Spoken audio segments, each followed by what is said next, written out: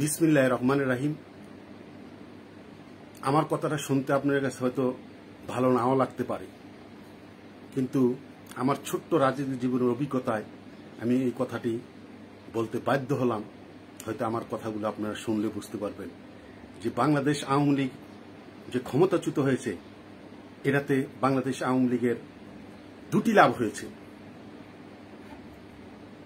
ক্ষতি কি হয়েছে এটা বলার অপেক্ষা রাখে না, এটা বলবো না, আমাদেরও ভুল আছে, কিন্তু দুটি লাভ হয়েছে। হয়তো আপনারা চিন্তা করতেন কি লাভ হয়েছে। একটি লাভ হয়েছে যে বঙ্গবন্ধু কন্যা শেখ হাসিনা তিনি এমন একটি অবস্থায় ছিলেন, তার আশেপাশে সাঙ্গপাঙ্গরা এমন একটা অবস্থা করে রেখেছিল, তৃণমূলে কি হচ্ছে তিনি তা জানতে পারেন নাই। সারা বাংলাদেশের আওয়ামী লীগের ইউনিয়ন, ওয়ার্ড, থানা, মহানগরের কোথায় কোনো কমিটি হচ্ছে না, শুধু কিছু নেতারা তাদের নিজেদের স্বার্থ হাসিলের জন্য।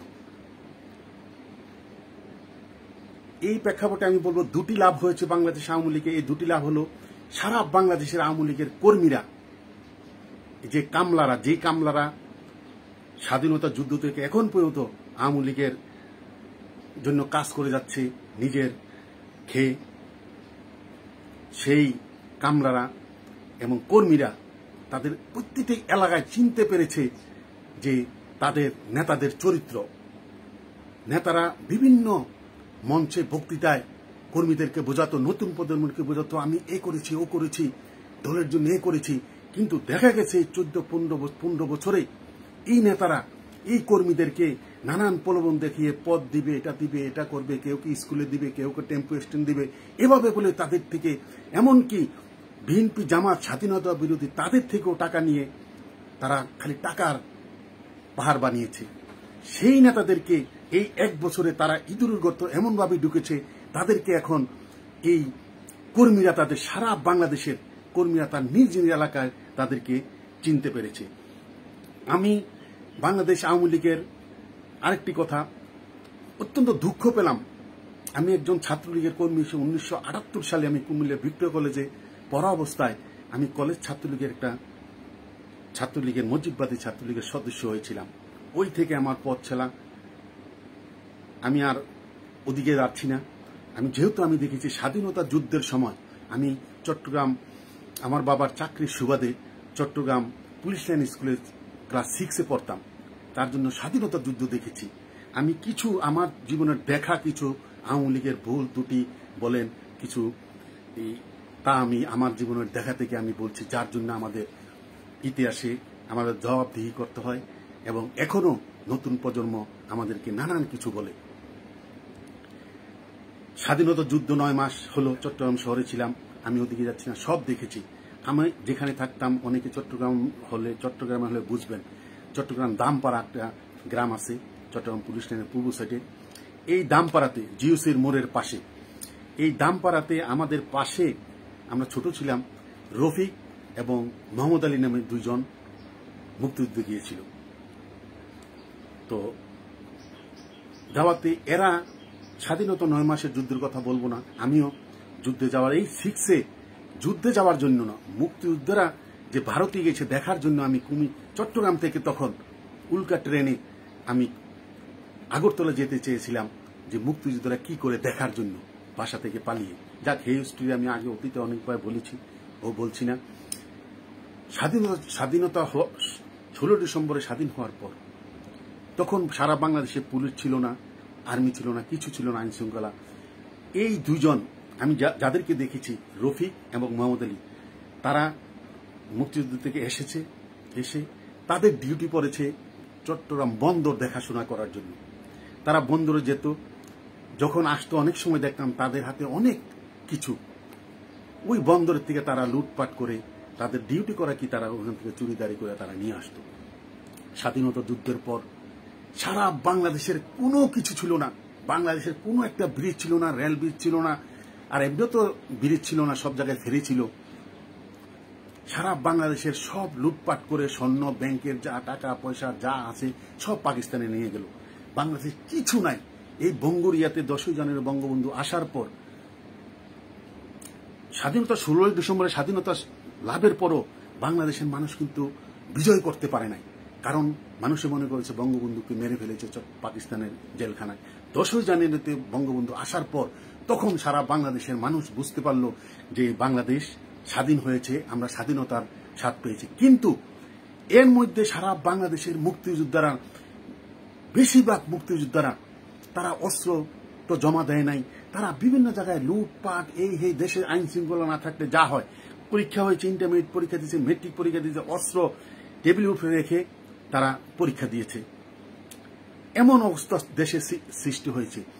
বঙ্গবন্ধুকে এই জরাজীর্ণ, আপনারা জানেন তখন পৃথিবীতে গরিব রাষ্ট্র, রাশিয়া গরিব, ভারত গরিব, ভারতে ভাতের মার ফ্যান তাও কেজি মারা বিক্রি হতো, তখন এত গরিব ছিল। এর মধ্যে বাংলাদেশের এই খরা, বন্যা, বাংলাদেশে কিছু নাই, বাংলাদেশে একবার নিঃশেষ। বাংলা বঙ্গবন্ধু সারা পৃথিবীর থেকে ভিক্ষা করে এনে এই গরিব মানুষকে খাবিয়েছে। কিন্তু দেখা গেল কি, ম্যাক্সিমাম মুক্তিযোদ্ধারা অস্ত্র জমা না দিয়ে, যারা একটু চালু ছিল, তারা বিভিন্ন জায়গায় চুরি ডাকাতি এমন অবস্থা সৃষ্টি করলো, বাংলাদেশে মানুষ বিরক্ত হয়ে গেল। তখন এমনও বলতে শুনেছি, অনেকে বলেছে যে তুরস্কে স্বাধীনতার যুদ্ধের সময় কামাল আতাতুর্ক যখন মুক্তিযুদ্ধ শেষ হয়েছে, যখন মুক্তিযোদ্ধাদেরকে স্টেডিয়াম নিয়ে বোম মেরে তাদেরকে মেরে ফেলেছে, তারা যেন ভবিষ্যতে যেন অপকর্ম করতে না পারে। তখন মানুষে বলেছে মুক্তিযুদ্ধকে এভাবে মেরে ফেললে দেশটা শান্তি হতো। এর মধ্যে আমি বলবো, যারা আমার কথা শুনছেন, ঢাকার আশেপাশে, ঢাকার থেকে সারা বাংলাদেশে অনেকে জানবেন, চাঁদপুর যে ডিস্ট্রিক্ট, ওটা সাব ডিভিশন ছিল, কুমিল্লার আন্ডারে ছিল। এই চাঁদপুর সাব ডিভিশনে একজন মুক্তিযোদ্ধা, আমি নাম বলবো না, তিনি বাংলাদেশ আওয়ামী লীগের একবারে উচ্চ পর্যায়ে আছে মুক্তিযোদ্ধা। তার ভাই ব্রাদার, তাদের আত্মীয় স্বজনের অত্যাচারে ওই বৃহত্তর চাঁদপুরে আওয়ামী লীগের নামে কেউ নিতে চায় নাই। মুন্সিগঞ্জে তখন ঢাকার জেলার অধীনে ছিল সাব ডিভিশন মুন্সিগঞ্জে এমন একজন নেতা ছিল, বঙ্গবন্ধুর খুব কাছের লোক, তার এবং তার ভাই আত্মীয় স্বজনের অত্যাচারে, নির্যাতনে পুরো মুন্সিগঞ্জের মানুষ আওয়ামী লীগ থেকে মুখ ফিরে নিয়েছে। তাকে সেদিকে আমি যাচ্ছি না।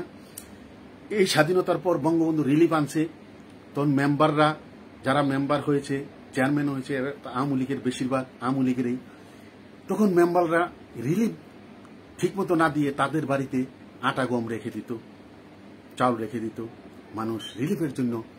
তখন সারা বাংলাদেশে কার্ড করা হয়েছিল, রেশন কার্ড, গরিবদের মানুষকে রেশন দেওয়ার জন্য। এই রেশন কার্ড আওয়ামী লীগের অনেকে, এক এক ফ্যামিলির একজন একটা রেশন কার্ড প্রতি বৃহস্পতিবার সম্ভবত দিত রেশন, না শুক্রবার দিত, আমার খেয়াল হচ্ছে না, নাকি শনিবার, মানে দিত সপ্তাহে একদিন। এই রেশন কার্ড এক একজনে 20টা 25টা 12টা করে রেখেছে, এই রেশন তুলে বিক্রি করত। সারা বাংলাদেশে চুরি ডাকাতি রাহাজানি এমন একটা অবস্থা সৃষ্টি হলো। রেশন যে ডিলার, গ্রাম দেশে ডিলারে রেশন দিত, দেখা যেত 1000 কার্ড থাকলে 20-50 জন, 100-200 জনকে দিত, বাকিগুলা বিক্রি করত। এমনও দেখেছি হাজার হাজার লোক যে ডিলার, তার বাড়িতে আক্রমণ করে চাল, গম এগুলা লুট করে নিয়ে গেছে। এমন একটা অবস্থা দেশে সৃষ্টি হয়েছে, খাদ্য সংকট। আর আওয়ামী লীগের নেতারা খালি চুরিতেই ছিল, খালি চুরি করেছে, তার জন্য মানুষে আওয়ামী লীগ থেকে মুখ ফিরিয়ে নিয়েছে। জাসদ সৃষ্টি হওয়ার পর সারা বাংলাদেশের তরুণ প্রজন্ম খালি জাসদ ছাত্রলীগ তা হয়ে গেছে। সারা বাংলাদেশে যেই পরবর্তীতে যেই বিশ্ববিদ্যালয় কলেজের নির্বাচন, শাসক নির্বাচন, সবগুলোতে জাসদ ছাত্রলীগ পাশ করেছে, মুজিববাদী ছাত্রলীগের ভরাডুবি হয়েছে শুধু এই আওয়ামী লীগের নেতাদের দুষ্কর্মের জন্য। দেখেন তখন বাসন্তী মানুষ, তখন মিডিয়া ছিল না, ফেসবুক কিছু ছিল না। গ্রামের দেশে, আমাদের গ্রামে যে কুমিল্লাতে, শুধু ঢাকা থেকে কুমিল্লা এখন যেতে 1 ঘন্টা লাগে, এই কুমিল্লাতে পত্রিকা এর পরের দিন বিকালবেলা পত্রিকা পাওয়া যেত। আজকের পত্রিকা যেটা আমরা আজকে কুমিল্লাতে আজকে সকালবেলা পাই, এর পরের দিন বিকালবেলা মানুষ এই পত্রিকাগুলো পেত। এবার বুঝেন যে কমিউনিকেশনের কি অবস্থা ছিল।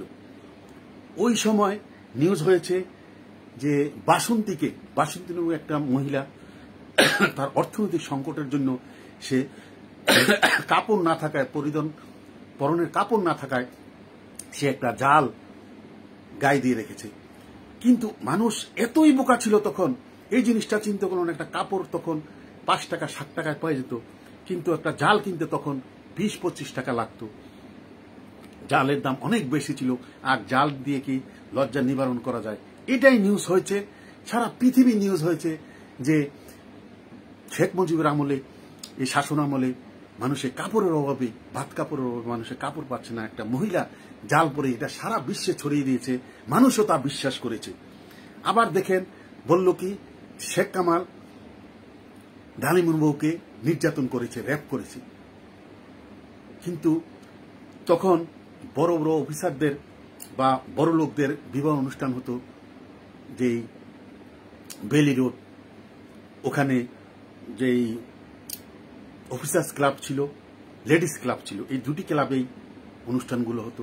সম্ভবত লেডিস ক্লাবে বা অফিসার ক্লাবে অনুষ্ঠানটা হয়েছিল ডালিমের কোন আত্মীয়র অনুষ্ঠান। ওই অনুষ্ঠানে ঢাকার, সারা বাংলাদেশে যে সবচেয়ে নিকৃষ্ট ছিল ঢাকা মহানগর আওয়ামী লীগের সভাপতি গাজী গোলাম মোস্তফা, যাকে কম্বল চোর বলতো।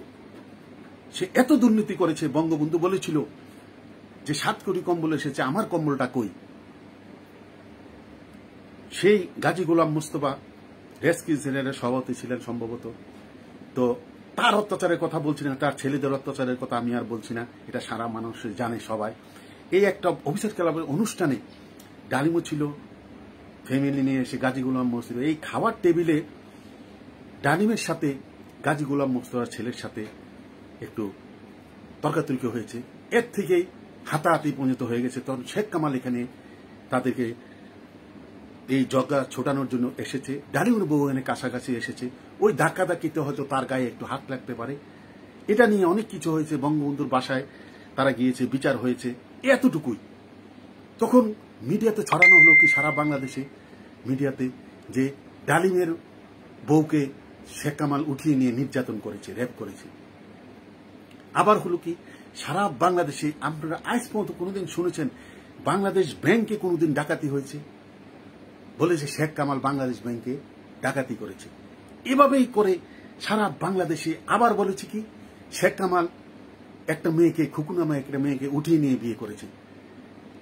কিন্তু ডলি জহুর যে নাটক করে, সে বলেছে শেখ কামাল তার এক সাক্ষাৎকারে বলেছে, আমরা একসাথে সামাজিক বিজ্ঞান অনুষদে পড়তাম ঢাকা বিশ্ববিদ্যালয়ে। আমরা শেখ কামাল, আমরা খুকু একসাথে আড্ডা মারতাম। কিন্তু শেখ কামাল 1 বছর চেষ্টা করেছে খুকুকে বিয়ে করার জন্য। সে এই ডলি জহুর বলেছে আমরা তার থেকে সিঙ্গারা খেতাম, সে আমাদেরকে খাওয়াতো। যে সে বলতো যে আমাকে শেষ পর্যন্ত বলেছে যে আমি খুকুকে বিয়ে করতে চাই। তখন এই ডলি জহুর খুকু বলেছে যে আমার গার্জেনের সাথে কথা বলতে বলে। সেভাবে সে বিয়ে করেছে আনুষ্ঠানিকভাবে, কিন্তু এটাও বলেছে যে তাকে জোর করে নিয়ে বিয়ে করেছে। ব্যাপক এমন একটি অবস্থা সৃষ্টি হয়েছে, যা এরপরে বঙ্গবন্ধু হত্যার পর, এরপরে আমরা দীর্ঘ 21 বছর রাজপথে থেকে আন্দোলন সংগ্রাম করে 21 বছর পর 96 সালে আমরা আওয়ামী লীগ ক্ষমতায় আসলাম। কিন্তু এর মধ্যে দেখে গেল চাটুকাররা বঙ্গবন্ধু কন্যা শেখ হাসিনার আশেপাশে থেকে এই তারাই শুরু করলো। আমি একজন মন্ত্রীকে, নৌ পরিবহন মন্ত্রী ছিল, তার নামটি বলতে চাই না, সে এমন অপকর্ম করলো, দুর্নীতি করলো। 96 সালে যখন ক্ষমতা আমরা হস্তান্তর করলাম 2001 সালে, তখন আওয়ামী লীগ অফিসের সামনে তার দুর্নীতির কারণে, সে একটা সিনিয়র নেতা এখনো আছে, তাকে ধাক্কাধাক্কি করেছে আওয়ামী লীগের নেতারা দেশ বঙ্গবন্ধু ইউনিয়নের সামনে। আমি নামটি বললাম না, অনেকে এমন দুর্নীতি করেছে। এরপরে আমরা যে এই যে 15 বছর ক্ষমতায় আসলাম, এই 15 বছরে এই আওয়ামী লীগের কিছু মন্ত্রী, এমপি, বঙ্গবন্ধু কন্যা শেখ হাসিনার আশেপাশের কিছু লোক, কিছু নেতা আওয়ামী লীগকে যারা দলের দুর্দিনে সহযোগিতা করেছে, জীবন যৌবন সবটুকু ব্যয় করে দলের জন্য কাজ করেছে, তারা আর পদ পদবি পেল না। এই পদলোহন করে এই চাঁদাবাজরা, সন্ত্রাসীরা তখন আওয়ামী লীগের বিভিন্ন থানাতে, ওয়ার্ডে, থানাতে, এই মহানগরে বিভিন্ন জায়গায় তারা এই পদলোহন করে তারা এই পদ পদবিগুলো নিয়ে গেছে। কিন্তু দলের নিবেদিত প্রাণ কর্মীরা এই নেতারা আর কমিটিতে ঢুকতে পারল না। এই 15 বছরে তারা চাঁদাবাজি এমন কিন্তু অপকর্ম করে নাই, কিন্তু শেষ পর্যন্ত তারা অপকর্ম করে বিএনপি জামাতের লোকদেরকে, ব্যবসায়ীদেরকে, সুবিধাবাদীদেরকে দলের পদ পদবি দিবে, মনোনয়ন দিবে, এসব কথা বলে তাদের থেকে হাজার হাজার টাকা ইনকাম করেছে। সবচেয়ে দুঃখের ব্যাপার হলো, যেটা ভাষায় প্রকাশ করার মতো না, যারা দলের নিবেদিত প্রাণ কর্মী তারা কোনো সময় দলের পদ পদবি পাচ্ছে না, কিচ্ছু না, কিন্তু তাদেরকে পদ দিবে বলে তারা অনেকে বউর গয়না বিক্রি করে, ঘরের গরু বিক্রি করে বিভিন্নভাবে এসে এই নেতাকে তুষ্ট করার জন্য টাকা দিয়েছে একটা পদ পদবি পাওয়ার জন্য। এরপরও তারা পদ পদবি পায় নাই। কিন্তু এই নেতারা গত 15 বছরে এমন একটি অবস্থা করেছে যে এমন কোনো জায়গা নাই যে তারা টাকা নেয় নাই। এমনকি এমনও শুনেছি আরজুলপুর কবরস্থানে যে যারা মুনাজাত করে, একটা মানুষ মারা গেলে মুনাজাত করে পয়সার বিনিময়ে, তাদের থেকেও তারা চাঁদা উঠেছে। ময়লার যে ব্যান দিয়ে ময়লার যে মেথড, তাদের থেকেও টাকা নিয়েছে। এমন কোনো বাথরুম, টয়লেট, এমন কোনো জায়গা নাই তারা এমন কাজ করে নাই। পুরো আওয়ামী লীগটিকে নিঃশেষ করে দিয়েছে। তাই এখন এই যে আমাদেরকে এখন বুঝতে হবে, বঙ্গবন্ধু কন্যাকে বুঝতে হবে যে এই চাঁদাবাজ অপকর্মকারীরা তারা বিভিন্নভাবে তারা যে দলটাকে নিঃশেষ করে দিয়েছে, তাদের হাত থেকে আওয়ামী লীগকে বাঁচিয়ে আনতে হবে। তাই আমি বলেছি, বঙ্গবন্ধু কন্যা শেখ হাসিনা হয়তো চলে গেছে ভারতে, কিন্তু এই দরকার ছিল না। হইল সারা বাংলাদেশে আওয়ামী লীগের যে ভোট হয়েছে, শুধু বঙ্গবন্ধু কন্যা শেখ হাসিনার জনপ্রিয়তা এবং বঙ্গবন্ধু যে দেশটা স্বাধীন করে দিয়েছে, কিন্তু তিনি যখন এই বাংলাদেশের আওয়ামী লীগের যেই জনপ্রিয়তা উপরের দিকে নিয়েছে, তিনি যখন উপরের দিকে 100% নিয়ে যায়, তখন এই সারা বাংলাদেশের আওয়ামী লীগের নেতারা, যারা এই সুবিধাবাদীরা, যারা এই চোর বাটপার, তারা বিভিন্ন পদ পদবি থাকে এমন অপকর্ম করেছে। যখন এই 2024 সালের 5 আগস্টের পর এই বিএনপির ভাইয়েরা করছে, যে যেত অপকর্ম করছে, এগুলা আওয়ামী লীগের বাইরের থেকে দেখে শিখে তা করছে, এগুলা করেছে। করাতে আওয়ামী লীগের বঙ্গবন্ধু কন্যার কারণে আওয়ামী লীগের 100% যদি উপরে যায়, কিন্তু এটা পারদের আবার নিচে এই অপকর্মের কারণে, নেতাকর্মীদের অপকর্মের কারণে এটা পারদ একবারে নিচে 30-এ চলে এসেছে। যার জন্য আপনারা দেখেছেন 2024 সালে 5 আগস্টের পর আপনারা সবাই জানেন, কমপক্ষে নির্বাচন হলে 5 আগস্টের পর নির্বাচন হলে কমপক্ষে 280 আসনে বিএনপি বিজয়ী হতো, আমি চ্যালেঞ্জ দিয়ে বলতে পারি। কিন্তু এখন নির্বাচন হলে, কারণ এই 13 মাসে বিএনপি মানুষরা এত অপকর্ম করেছে সারা বাংলাদেশে, যে তার পারদ এমন নেমে এসেছে, আগামীতে তারা অবশ্যই, আমি বলবো যে সামনে নির্বাচন তারা ক্ষমতায় আসতে পারবে না। কেন আসতে পারবে না, আমি সেই বর্ণনাটা দিচ্ছি। 2024 সালে 5 আগস্টের বঙ্গবন্ধু কন্যা চলে যাওয়ার পর বাংলাদেশের আওয়ামী লীগের সারা বাংলাদেশের নেতাকর্মীদের যারা এই মামলা দিয়েছে, এই মামলা শতকরা 99 জন মামলা বাদী হলো বিএনপির নেতারা। এরপরে বাংলাদেশ আওয়ামী লীগের নেতাকর্মী ছাড়াও নিরীহ সাধারণ মানুষ, বিএনপির অনেকে সাধারণ মানুষ আওয়ামী লীগের নেতাদের সাথে তার ছবি আছে, অনেকে ব্যবসায়ী, তাদেরকে আওয়ামী লীগের ট্যাগ লাগিয়ে তাদের থেকে টাকা আদায় করেছে। তারা এমন একটি অবস্থা সৃষ্টি করেছে, সারা বাংলাদেশে একটা আতঙ্ক সৃষ্টি করেছে, যার জন্য সারা বাংলাদেশের মানুষ এখন বাংলাদেশ আওয়ামী লীগের, যদি বঙ্গবন্ধু কন্যা শেখ হাসিনা যদি কোনো কারণে আগামী নির্বাচনে আওয়ামী লীগ নির্বাচন করতে না পারে, আর আওয়ামী লীগকে বাদ দিয়ে দেশে নির্বাচন হবে, তা আমি কোনো সময় ভাবি না। আর যদি কোনো কারণে নির্বাচন হয়, সারা বাংলাদেশের আওয়ামী লীগের নেতাকর্মীরা যেভাবে নির্যাতিত, নিপীড়িত হচ্ছে, এখন এতটুকু আওয়ামী লীগের কর্মীরাও বুঝেছে, সারা বাংলাদেশের মানুষ বুঝেছে, একমাত্র মুক্তিযুদ্ধের পক্ষের শক্তি আওয়ামী লীগ, বিএনপি মুক্তিযুদ্ধের পক্ষের শক্তি না। তাই যদি বিএনপি মুক্তিযুদ্ধের শক্তি না হয়, আগামী নির্বাচনে যদি জামাত নির্বাচন করে, তারা করে, তাহলে আওয়ামী লীগের তারা এই মামলা হামলা থেকে বাঁচতে এবং বিভিন্ন এই বিএনপির এই মব জাস্টিস থেকে বাঁচতে হলে তারা জানে যে জামাত যদি ক্ষমতায় আসে, আওয়ামী লীগের উপরে এই ধরনের স্টিম রোলার চালাবে না, চাঁদাবাজি করবে না। তাই তারা বাধ্য হয়ে আওয়ামী লীগের উপরস্তর নেতারা যদি বলেও, এরপরে তারা জামাতকে ভোট দিয়ে ক্ষমতায় আনবে, তাদের নিজেদের অস্তিত্ব রক্ষার জন্য, যান বাঁচানোর জন্য, তারা বাড়ি ঘরে যাওয়ার জন্য। যদি ওইভাবে নির্বাচন হয়, জামাত ডাকসুর মতো এভাবে জামাত বিজয় হবে। বিজয় হওয়ার পর তখন বিএনপির পায়ের তলা মাটি থাকবে না, তখন তারা আওয়ামী লীগকে সাথে নিয়ে তারা এই আন্দোলন করবে। সেই আন্দোলনে 1 বছরের মধ্যেই জামাতকে ক্ষমতাচ্যুত করে আবার যখন নির্বাচন হবে, ওই নির্বাচনে আওয়ামী লীগ বিজয়ী হবে মুক্তিযুদ্ধের পক্ষের শক্তি হিসাবে, বিরোধী দল হিসাবে। তখন জামাত ভারতের মতো এই দুটি দলে থাকবে, কংগ্রেস আর বিজেপির মতো। জামাত তখন বিরোধী দলে থাকবে, বিএনপি ইতিহাসের গহ্বরে চলে যাবে। তাই এখনো সময় আছে। আমি বঙ্গবন্ধু কন্যা শেখ হাসিনা, আপনি যদি আমার কথা শোনেন, আপনার দৃষ্টি আকর্ষণ করছি, আগামীতে দলের আমার দুষ্ট গরুর চেয়ে সৈন্য গোপাল ভালো, এই অপকর্মকারী, এই যারা চাঁদাবাজ সন্ত্রাসী, যারা প্রত্যেক এলাকার মধ্যে তাদেরকে কোনো আর আওয়ামী লীগের পদবীধারী দলীয় গুরুত্বপূর্ণ পদ না দিয়ে মহানগরে, থানাতে, উপজেলাতে এই সন্ত্রাস চাঁদাবাজি, তাদেরকে এই পদ পদবী না দিয়ে এবং দলীয় মনোনয়ন, এই ভালো লোক যাদেরকে সামাজিকভাবে যারা জনপ্রিয় আছে বঙ্গবন্ধুর আদর্শে, তাদেরকে আগামীতে মনোনয়ন দিয়ে আওয়ামী লীগকে আবার সঠিকভাবে গঠন করুন। অবশ্যই জনম জনম আমাদের প্রজন্মরা এই আওয়ামী লীগকে নেতৃত্ব দিয়ে এবং তার পিছে থেকে এগিয়ে নিয়ে যাবে। এ কথা বলে আমার কথা এখানে শেষ করছি। জয় বাংলা, জয় বঙ্গবন্ধু, জয় হোক বাংলার মেহনতি মানুষের।